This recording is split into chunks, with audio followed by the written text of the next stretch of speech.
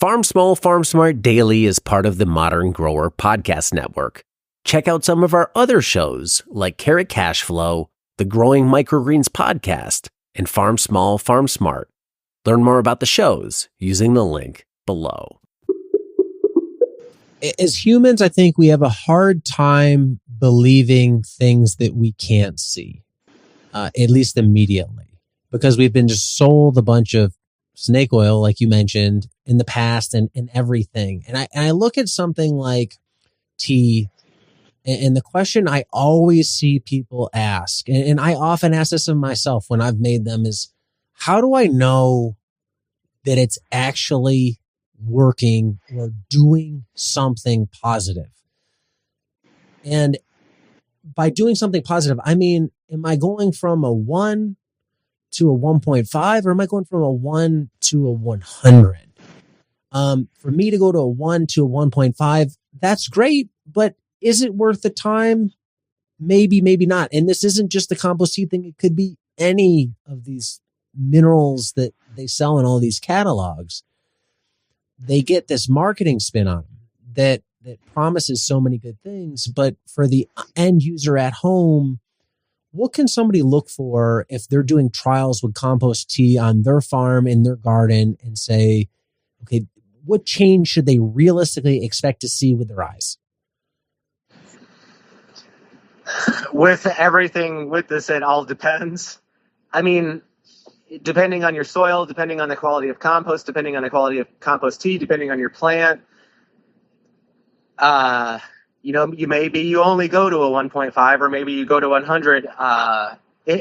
There's so many conditions and variables that are dependent on that. Like what if you apply a great compost tea, but then like you had some crazy, I can't even think of a weather event that might come in, but like something weird that affected that biology and then kind of negated it.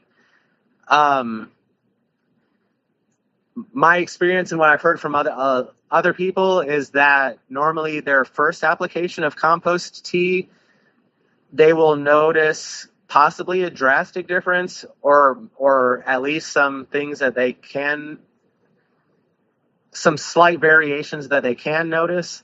But then upon further applications of teas, there won't be as like drastic of a difference, and it's usually because that biology hasn't been present, and then the plant gets the biology and it's like, whoa, party time, like I finally get what I need. But then it's kind of comfortable and it's got that. It may need some extra, but it's not going to show the excitement in future applications.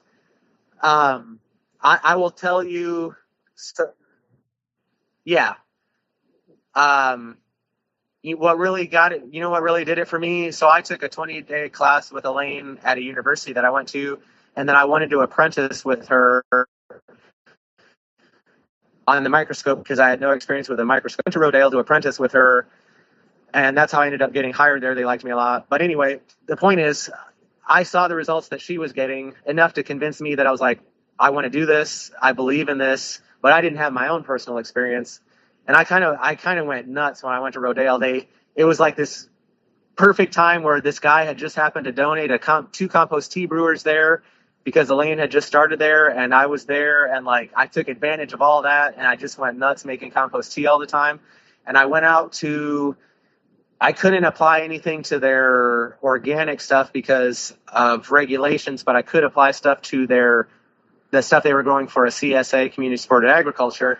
And I went up to the tomato plot, and it was like 4:00 in the afternoon. I had gotten off from work and I was it was on my own time, and I sprayed one row of tomatoes.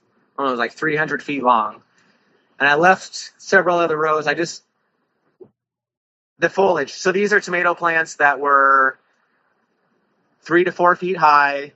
It was late summer. They're starting to flower and fruit. So they're at the beginning of their flowering stage before they're fruiting.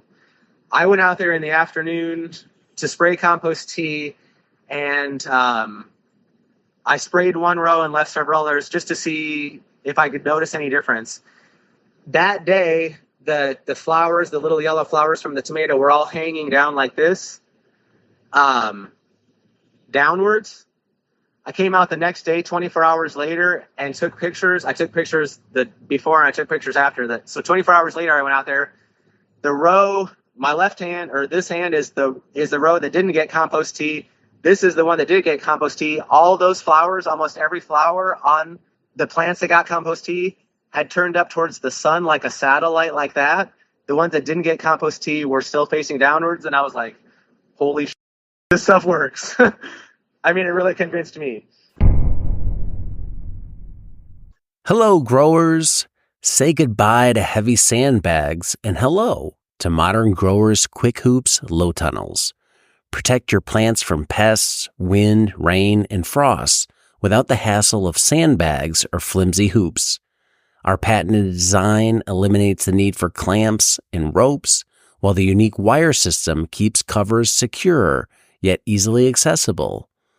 Tested in the strong winds of New Zealand for over 20 years, Quick Hoops are light, strong, portable, and versatile.